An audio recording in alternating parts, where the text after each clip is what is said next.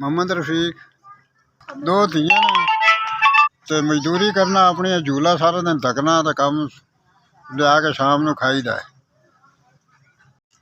ते झूले दे उत्तों अपना किराया सुख गुजर बसर करदा पिया। बच्चे जेह्ड़े ने वो मेरे नाल दो कुड़ियां ने सिर्फ वो एक पैर तो मथाज हैगी है किसी के घर मेरी धी एक काम कर दी बस।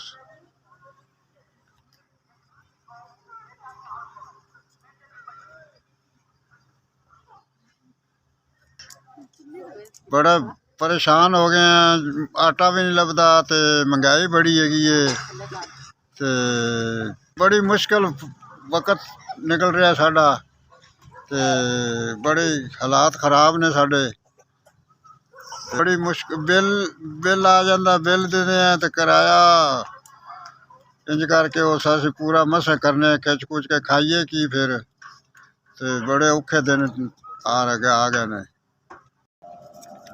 एक दो तीन चार हज़ार अल्लाह पाक तुहानू सलामत रखे। तुसीं मेरी मदद की हैगी है ते झूला मेरा टुटा है ते ये थोड़ी बड़ी मेहरबानी तुसीं मेरे ते मदद की मेरी। मैं अपना झूला ठीक करा लाँगा मैं बड़ा थोड़ा शुक्रगुजार हाँ।